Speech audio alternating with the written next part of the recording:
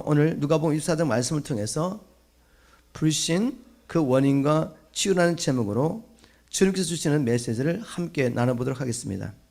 성도 여러분, 혹시 암이나 에이즈나 코로나 바이러스보다 더 무서운 병이 불신병이라는 생각을 해본 적이 계십니까? 다른 병은 혹 치유가 되지 않아 생명을 잃어버린 일이 있다 하더라도 주님 오시는 그날 우리가 부활할 수 있다는 소망이 있습니다. 그러나 불신병은 치료가 되지 않으면 영원히 죽게 됩니다. 이처럼 불신병은 세상의 어떠한 질병보다도 무서운 병이죠. 그러므로 이 불신이라는 병은 반드시 그 원인을 찾아서 치료를 받아야 합니다. 오늘 말씀을 통해서 불신의 원인은 어디에 있는지, 그리고 주님께서는 우리 불신에 대해서 어떤 치유책을 가지고 있는지 한번 나눠보도록 하겠습니다. 마태복음 24장에 기록된 첫 번째 사건은 두 천사들이 무덤을 찾아온 여인에게 주님의 부활을 전하는 사건입니다. 이 사건을 통해서 우리는 예수님의 무덤을 찾아왔던 그 여인들의 이 불신의 뿌리가 생각보다 얼마나 깊은지 알 수가 있습니다. 예수님은 유월절 날, 즉 우리 달력으로 보면 금요일에 십자가에 달려 돌아가셨습니다. 그리고 그 다음 날은 안식일이었고, 이 안식일을 지나고 그 다음 날 이른 새벽에, 즉 우리 달력으로는 일요일이죠. 주일, 일요일 새벽에 준비한 향료를 가지고 예수님의 무덤으로 달려갔습니다. 그날은 예수님이 돌아가신 지 3일째가 되는 날이었습니다. 여인들은 예수님께 바를 이 향료를 가지고 가면서도 걱정했습니다. 그 무거운 무덤의 돌을 누가 굴려줄 것인가. 고민하며 가봤더니 이미 그 돌은 굴러져 있었습니다. 그리고 무덤 속을 들여다봤더니 예수님의 시체가 보이지 않았습니다. 그래서 근심했습니다. 저는 이 시점에서 우리가 이 여인들의 믿음의 실체가 어땠는지 한번 생각할 필요가 있다고 생각합니다. 여러분, 성경에 보면 예수님은 제자들과 이 여인들과 공동체를 이루어 다니면서 다니는 순간마다 사역하시면서 종종 주님의 고난에 대해서 언급하셨습니다. 이제 우리가 예루살렘을 향해 가고 있는데 예루살렘에 가면 종교지도자에게 고난을 받고 내가 십자가에 죽어야 할 것이다. 그러나 3일 만에 부활할 것이다. 이 말씀을 얼마나 자주 하셨습니까? 그리고 이 여인들은 주님과 함께 다니면서 주님의 말씀이 한마디도 땅에 떨어지지 않고 이루어지는 것을 다 보았습니다.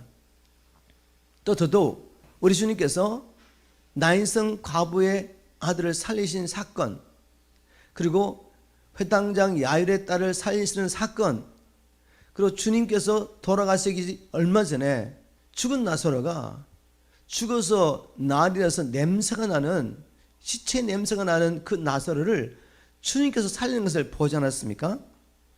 그렇다면 이 모든 것을 경험한 이 여인이, 주님께서 또 3일 만에 부활하시다는 말씀을 몇 번이나 들었던 이 여인들이 무덤 문이 열리고 주님의 시체가 없는 것을 보았을 때 혹시 주님께서 말씀대로 살아나신 것 아니야? 라고 한번 생각해 볼 수 있다고 생각하지 않습니까? 그게 정상적인 반응이라고 생각하는데 여인들은 그렇게 반응하지 않았습니다. 주님의 시체가 사라진 것을 보면서 마음에 근심하게 된 것이죠. 얼마나 안타까운 일인지 모릅니다. 이 여인들의 불신이 우리가 상상하는 것을 초월하여 깊다는 것을 알 수가 있습니다. 그러면 우리의 믿음은 이 여인들보다 나을 것 같습니까? 지금 우리가 생각하기에는 아니 어떻게 이런 일이 있을 수 있을까? 한 번이라도 혹시라는 생각을, 혹시라는 믿음을 가질 수 있을 텐데, 그러나 우리가 만일 그들 같은 입장에 있다 할지라도 아마 똑같은 반응을 보였을 거라고 생각합니다. 우리의 문제는 우리의 믿음이 좋다고 생각하는 것이죠. 그러나 우리의 믿음은 이 여인들의 믿음, 제자들의 믿음보다 낫지 않습니다. 이 여인들도 예수님과 함께 다니면서 주님 행하신 그 기적과 표적을 보고 다닐 때 주님께서 함께 하실 때는 그들의 믿음이 좋다고 생각했을 것입니다. 어느 순간에 자기의 생각과 달리 주님의 임재가 사라졌습니다. 주님이 고난을 받으시고 죽으신 거죠. 바로 그때 이 여인들의 믿음의 실체가 드러난 것입니다. 우리도 마찬가지입니다. 모든 것이 평화로울 때 우리의 믿음의 실체를 알기는 어렵습니다. 그러나 우리의 삶 가운데 어려운 문제가 생기고 그 문제 때문에 아무리 기도를 해도 응답이 없는 것 같고, 그래서 주님의 임재가 우리 삶 속에 경험되지 않을 때 바로 그때 우리의 믿음의 실체가 드러나게 되는 것입니다. 바로 그때 우리가 어떤 반응을 보느냐 하는 그것이 곧 우리의 믿음인 것입니다. 그러면 주님께서 이런 여인들의 불신, 이 불신의 병을 어떻게 치료하셨습니까? 주님께서는 다른 방법이 아니라 주님께서 이미 말씀하셨던 것, 즉 주님의 고난과 부활과 관련해서 이미 주님께서 하신 말씀을 기억나게 함으로 이 여인들의 불신을 치료주셨습니다. 누가복음 24장 5절 6절 말씀이죠. 여자들이 두려워 얼굴을 땅에 대니 두 사람이 이르러 어찌하여 산자를 죽은 자 가운데서 찾느냐. 여기 두 사람은 문맥에 보면 바로 주님께서 보내신 천사들이죠. 여기 계시지 않고 살아나셨느니라. 갈릴리에 계실 때 너에게 어떻게 말씀하신 것을 기억하라. 두 천사가 와서 지금 여인들의 불신을 치료해 주시고 주님께서 말씀대로 부활하신 것을 믿을 수 있도록 도와주는데 다른 방법 안 했습니다. 갈릴리에 계실 때 주님께서 너에게 어떻게 말씀하신 것을 기억하라. 이르시기를 인자가 죄인의 손에 넘기고 십자가에 못 박히고 제3일에 다시 살아나야 하리라 하셨느라 한데, 저희가 예수의 말씀을 기억하고 주님께서 그렇게 말씀하셨는데도 갑자기 주님이 떠나가시고 낙심이 오고 슬픔이 몰려와서 기억하지 못했던 말씀을 주님께서 천사를 보내셔가지고 기억나게 해주십니다. 바로 이런 방법으로 그들의 불신을 치유해 주셨습니다. 아직도 하나님을 믿지 않는 사람들은 우리가 복음을 전하면 이런 말을 합니다. 하나님이 만일 천사를 동원하시고 아니면 초전쟁 방법으로 내게 말씀하시면 난 믿을 수 있을 것 같아. 이렇게 생각하는 사람도 있습니다. 또 우리 믿는 사람들 가운데 우리가 예수를 믿지만 어떨 때는 마음에 불신이 들어올 때가 있지 않습니까? 우리 믿음 없음을 하나님께서 우리는 이렇게 치유해 주기를 기대합니다. 어떻게 해요? 성경에 나온 것처럼 하나님 내게도 좀 천사를 동원해서 말씀하시거나 아니면 초전쟁 방법으로 주님의 임재를 내게 좀 보여주시면 내 불신앙이 치유될 것 같아. 이렇게 생각하시는 분이 계시는데 성경의 원리를 보면 그런 방법을 통해서는 우리 불신이 치유되지 않습니다. 다른 방법이 아니라 바로 하나님의 말씀을 기억하는 것입니다. 우리 누가복음 16장에 부자와 나술의 이야기가 나오죠. 부자가 지옥에 떨어져서 아브라함에게 무엇을 부탁했는지 한번 우리 살펴보겠습니다. 이 말씀 가운데서 표적과 기적으로 불신을 치료할 수 없다는 것을 우리가 확인할 수 있습니다. 지옥에 떨어진 부자가 아브라함에게 뭐라고 부탁했죠? 제발 부탁입니다. 그렇다면 나사로를 내 아버지 집에 보내십시오. 내 형제가 다섯인데 나사로를 보내 그들에게 경고하여 내 형제들만이라도 이 고통받는 것에 오지 않게 해주십시오 라고 부탁했습니다. 그때 아브라함이 무엇이라고 말했습니까? 그들에게 모세와 예언자들이 있으니 그들의 말을 들으면 될 것이다.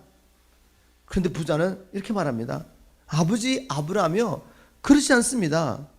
죽었다가 살아난 사람이 가면 그들이 회개할 것입니다. 그때 아브라함은 다시 이렇게 답변합니다. 모세와 예언자들의 말을 듣지도 않는 사람이라면 설령 죽었던 사람이 살아서 그들에게 돌아간다 할지라도 그들은 여전히 믿지 않을 것이다. 여러분, 이 대화를 통해 주시는 메시지가 분명하죠. 아무리 죽은 자가 살아나서 초자연적인 방법으로 가서 복음을 전해도 불신자는 믿지 않습니다. 회개하지 않습니다. 하나님의 방법은 뭐죠? 전도에 미라는 것을 통해 하나님의 택하신 자를 구원하시는 것입니다. 하나님께서 이미 선지를 통해 선포하신 말씀, 주님을 통해서 하신 말씀, 바로 이 말씀과 이 말씀을 증거하는 주의 증인들을 통해서 자기가 택하신 자를 구원하시고 하나님 나라를 이루어 가신 것이 하나님의 방법입니다. 불신이라는 이 심각한 병, 다른 방법은 없습니다. 신비롭고 초자연적인 경험을 통해서 치유할 수 없습니다. 오직 하나님의 말씀을 통해서만 치유할 수 있습니다. 여러분, 불신의 병을 치료하고 싶습니까? 그렇다면 힘써 진리의 말씀을 기억하셔야 됩니다. 그리고 주야로 하나님의 말씀을 묵상하는 일에 힘써야 합니다. 우리의 마음 가운데 세상의 것들이 들어오지 않게 힘써 마음을 지켜야 합니다. 다시 본문 말씀으로 돌아가겠습니다. 천사를 통해 주님의 부활하셨다는 사실을 깨닫게 된 여인들이 이제 어떤 반응을 보였습니까? 그들은 이 기쁜 소식을 제자들에게 전하기 위해서 제자들에게 달려갔습니다. 우리 누가복음 24장 9절 11절 말씀을 보겠습니다. 여인들은 무덤에서 돌아가 이 모든 일을 11제자와 그 밖에 여러 사람들에게 알렸습니다. 그런데 이 제자들이 어떤 반응을 보였죠? 11절 말씀을 보니까 그들은 이 말이 헛한 소리 같아서 믿지 않았다. NLT에 보니까 But the story sounds like nonsense to them, so they didn't believe it. 아니, 천사를 통해 들은 메시지, 여인들이 직접 눈으로 확인한 이 메시지 전했습니다. 오늘 본문은 나와 있지 않지만 마태복음을 보면 이 여인들이 제자들을 만나러 가다가 주님을 만나게 됩니다. 부활하신 주님을 만나게 되죠. 이 여인들이 부활하신 주님을 만나고 이것을 증거했지만 제자들은 그 난센스야, 헛된 소리 하지 마 라고 믿지 않았습니다. 정말 제자들의 불신의 뿌리 생각보다 훨씬 깊었습니다. 우리 불신의 뿌리 저와 여러분이 생각한 것보다 훨씬 깊습니다. 누가복음 24장에 나오는 두 번째 사건으로 넘어가 보겠습니다. 이제 부활하신 예수님께서 엠마오로 가는 두 제자를 찾아오신 사건이 두 번째로 기록되어 있습니다. 13절 14절 말씀 읽고 제가 또 말씀을 나누도록 하겠습니다. 그날에 저희 중 둘이 예루살렘에서 20월이 7마일 정도죠. 키로는 11km 정도 되는 엠마오로 하는 손으로 가면서 이 모든 된 일을 서로 이야기하더라. 자, 그날은 어떤 날이죠? 예수님이 부활하신 날입니다. 그날은 여인들이 천사를 통해서 예수님이 부활하셨다는 사실을 들어서 알게 됐고 또 제자들에게 오다가 주님을 직접 목격한 날, 부활하신 주님을 직접 목격한 날, 그 여인들이 와서 사도들과 제자들에게 주님의 부활 소식을 전한 바로 그날입니다. 그런데 이 부활하신 주님의 증거를 듣고도 그들은 믿지 않고 낙심한 마음을 가지고 엠마오로 간 곳에 가고 있습니다. 엠마오로 가는 이 두 제자를 우리 주님께서 찾아오셨는데 그들이 여전히 주님의 부활에 대한 이 소식을, 기쁜 소식을 믿지 않았다는 증거가 뭔가 하면 그들이 슬펐다라고 성경에 기록하고 있습니다. 주님이 부활하신 사실을 믿었다면 슬퍼할 일이 있겠습니까? 그러나 믿지 않았기 때문에 슬펐던 것입니다. 이 불신이라는 병이 얼마나 무서운지 모릅니다. 이 불신은 우리가 마땅히 누려야 할 기쁨과 행복을 빼앗아가 버립니다. 여러분, 진정한 기쁨과 행복이 어디 있습니까? 세상에는 진정한 기쁨과 행복이 없습니다. 잠시 우리를 속여서 기쁜 것처럼 행복한 것처럼 속이지만 그것은 결국 우리의 마음을 무너뜨려 버리고 더 낙심하게 하고 더 좌절하게 합니다. 세상이 주는 기쁨 바로 그렇지 않습니까? 진정한 기쁨은 주님 안에 있습니다. 주님이 우리와 함께 하심으로 바로 기쁨과 행복이 있는 것입니다. 그런데 이 불신이라는 것은 하나님께서 우리와 함께 하심에도 불구하고 그것을 보지 못하게 눈을 가려버립니다. 부활하신 예수님께서 두 제자들과 함께 하면서 지금 함께 걸어가고 있는데 불신이라는 것이 이 두 제자들 눈을 가려서 우리 주님을 보지 못하게 한 것입니다.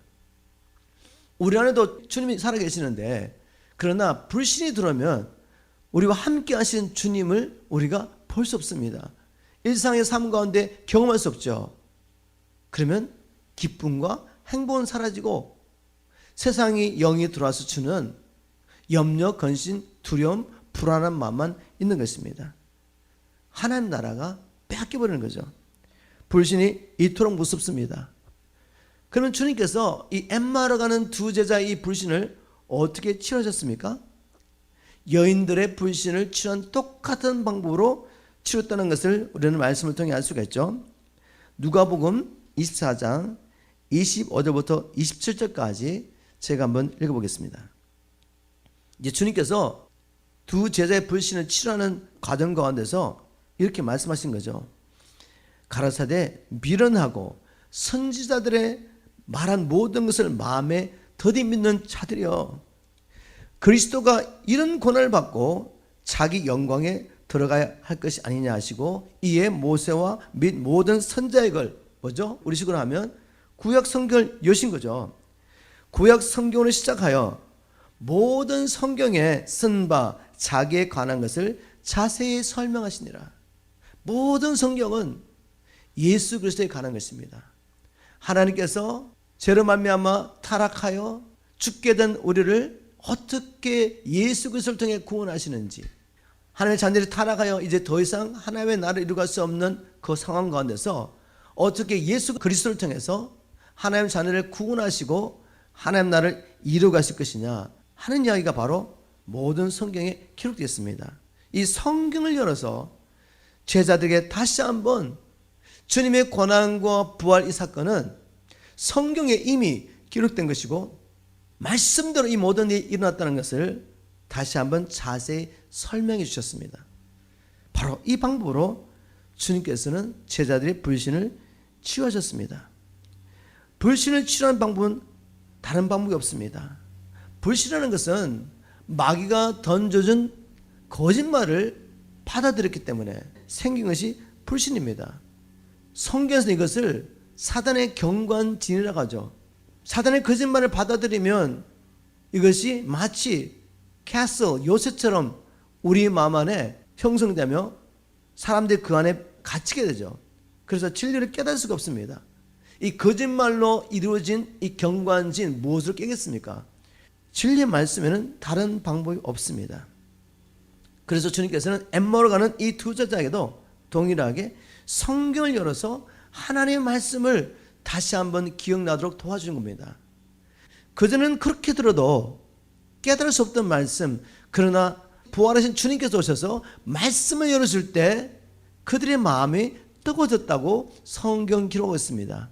도대체 마음 안에 어떤 일이 일어나고 있는 것이죠? 마음이 뜨거워졌다는 것은 진리의 말씀이 깨달아지면서 마음 안에 있던 모든 사단의 경관진이 깨어지면서 불신이 떠나가면서 슬픔과 염려와 두려움도 떠나가고 오히려 하나님 주신 기쁨으로 새로운 소망으로 가득하게 됐다는 말이죠.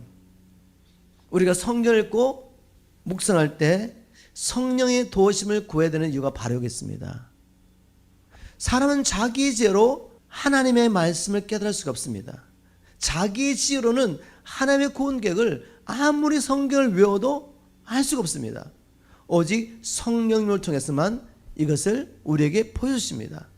그래서 우리가 우리의 지혜가 아니라 하나님의 성령님의 도우심을 구하면서 하나님의 말씀을 외우고 묵상할 때 하나님께서 이것을 우리에게 열어주십니다. 우리가 지혜와 계시의 영을 날마다 구하면서 하나님의 말씀을 읽고 외우고 묵상하는 일에 전념해야 될 이유가 바로 여기 있습니다. 이제 주님께서 친히 찾아오셔서 그들의 눈을 열어주시고 그들 안에 있던 불신을 치해주시고 난 다음에 두 제자가 보인 반응이 뭐죠? 그때는 이미 늦은 밤이었습니다. 그런데 적시로 그들이 일어나 예루살렘, 제자들이 있는 예루살렘으로 달려가는 것을 볼 수가 있습니다. 누가복음 24장 33절이죠. 곧 거시로 일어나 예루살렘에 돌아가라고 성경 기록하고 있습니다.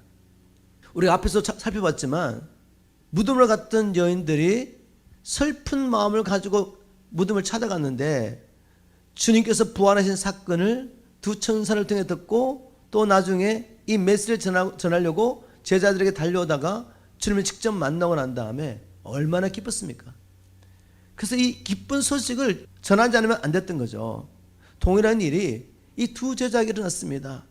그들은 이 여인들의 이야기를 듣고도 주님이 부활한 사실을 믿지 못하고 있다가 이제 주님이 친히 오셔서 말씀을 열어 다시 한번 주님께서 권한을 받고 부활하실 때 이 사건을 알려주고 이것이 깨달았을 때 주님이 부활하셨던 이 사실을 믿게 됐을 때 그들은 가만히 있을 수가 없었습니다. 바로 제자들에게 달려간 것입니다. 부활하신 예수님을 목격하고 그들이 예루살렘에 도착했을 때 그곳에는 여러 제자들과 사도들이 모여가지고 열띤 대화를 나누고 있었습니다. 주제는 무엇입니까? 성경 보니까 주님이 살아나셔서 시몬에게도 나타나셨다라고 이렇게 이야기하면서 주님이 부활하신 사실을 여러 사람이 증거했는데 여전히 사도들과 다른 제자들은 믿지 못하고 있습니다. 그래서 이 두 제자들도 길에서 있었던 일과 예수님이 빵을 떼어주실 때 그분을 알아보게 되었던 이 이야기를 나눠줬습니다. 그러면 그들이 믿었습니까? 놀랍게도 이렇게 많은 증인이 있음에도 불구하고 그들은 믿지 않았습니다. 바로 그때 주님께서 직접 나타나셔가지고 제자들에게 부활하신 자신의 모습을 보여주셨습니다. 이 정도 되면 이제 믿어야 되지 않겠습니까? 아니, 이렇게 많은 부활의 증인들이 있고 이제 주님께서 직접 부활하신 몸을 가지고 제자들에게 나타나셨으면 믿어야 되는데 누가복음 24장 36절 30절을 보니까 이들이 이렇게 반응을 보입니다. 그들이 이야기를 하고 있을 때 예수님이 직접 그들 가운데 나타나셔서 다들 잘 있었느냐 하고 말씀하시자 그들은 깜짝 놀라며 유령을 보는 것으로 생각하였다. 여전히 주님께서 육체로 부활하신 것을 믿지 못하고 예수님께서 영으로 오셨다고 유령이 왔다고 생각하며 무서웠던 거죠. 참 너무나 놀랍습니다. 이 제자들의 불신이 얼마나 깊은지 몰라요. 또한 이것이 우리의 모습인 줄 믿습니다. 그런데 더 놀라운 사실은 이렇게 연약한 믿음을 가진 제자들에게 주님께서 만민에게 다니며 이 복음을 선포하라는 이 엄청난 사명을 주신 거죠. 열방 가운데 주께서 택하신 자녀들을 사탄의 권세에서 주님께로 인도하는 이 엄청난 일을 이렇게 연약한 제자들에게 맡겨주셨습니다. 이것이 또한 우리에게는 위로가 되죠. 우리도 얼마나 우리 자신의 연약한 모습을 봅니까? 어떤 때는 믿음이 충만한 것 같은데 한순간 믿음이 무너지면서 연약한 우리를 보면서 낙심할 때가 얼마나 많습니까? 그러나 바로 그때도 우리는 무엇을 기억해야 된다? 주님의 말씀, 약속의 말씀을 기억해야 합니다. 우리가 뭐 잘나가지고 주님이 택하신 게 아니시죠.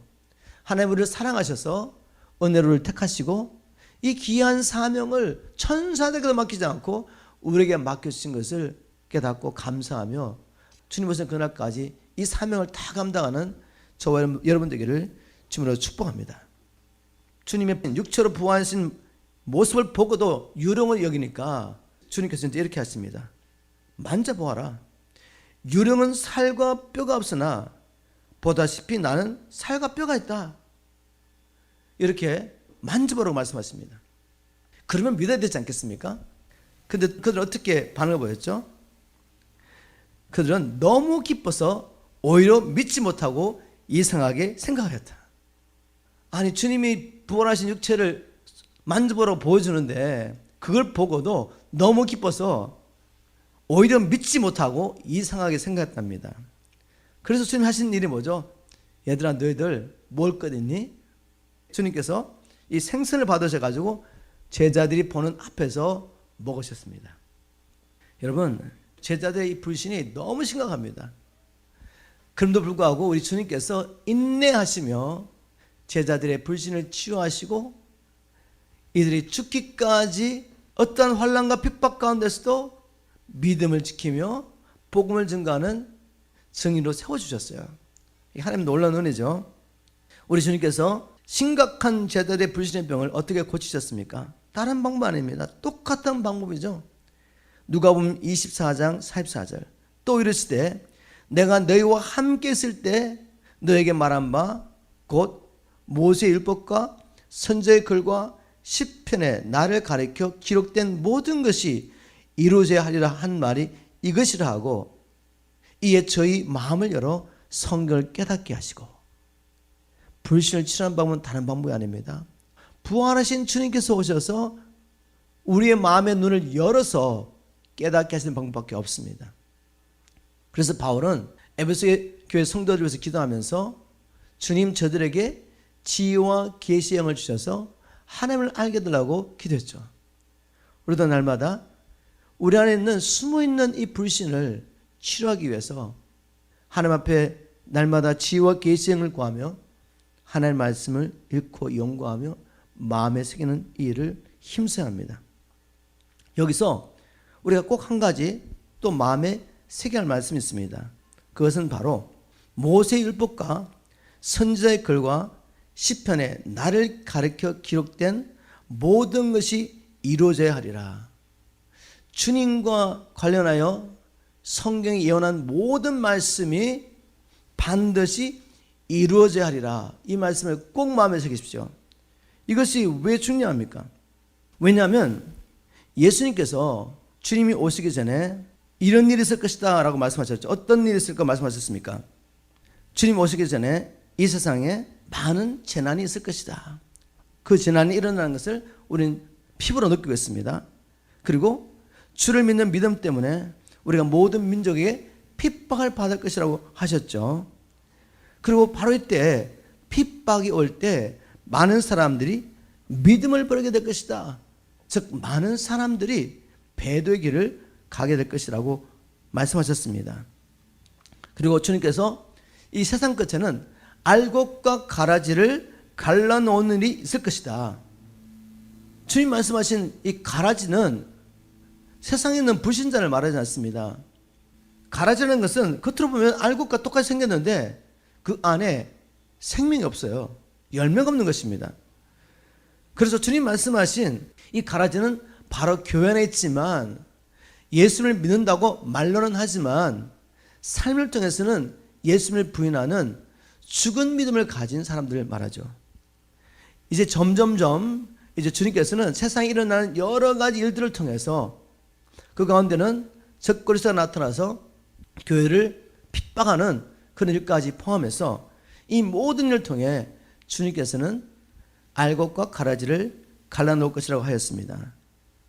그리고 이때 악인들은 더욱 악해지고 의인들은 더욱 의롭게 될 것이다 라고 말씀하셨습니다. 그러나 결국 우리 주님이 오시면 악인들은 심판하시고 의인들은 구원하셔서 하나님 나라를 그들에게 주실 것입니다. 바로 이 핍박과 환난 가운데 이 복음은 전파되고 끝까지 믿음을 지킨 자만이 구원을 얻게 될 것이다 라고 말씀하셨습니다. 제가 여러분에게 던지는 도전은 이것입니다. 여러분은 주님과 관련된 이 모든 말씀들이 말씀대로 그대로 성취될 것을 믿으십니까? 이것이 말씀대로 그대로 성취된다면 우리가 어떻게 살아야 되겠습니까? 정신을 차리고 깨어 기도하면서 자기도 모르게 배도의 물결에 휩쓸려가는 일이 없도록 힘써야 되지 않겠습니까?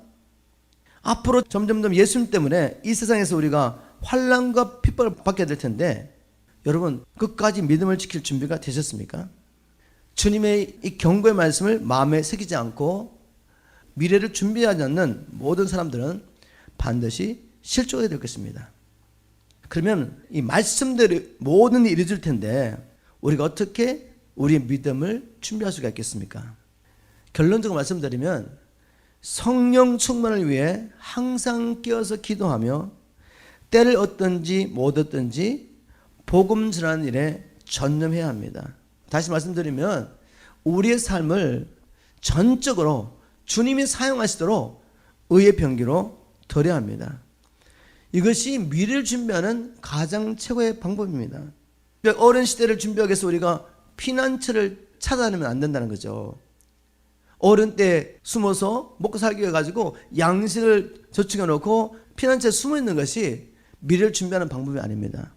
하나님의 방법은 적극적으로 우리가 우리의 삶을 하나님께 드리며 성령 충만받기 위해서 기도하며 주신 사명을 적극적으로 감당하면서 하는 이것이 우리가 미래를 준비하는 가장 좋은 방법입니다.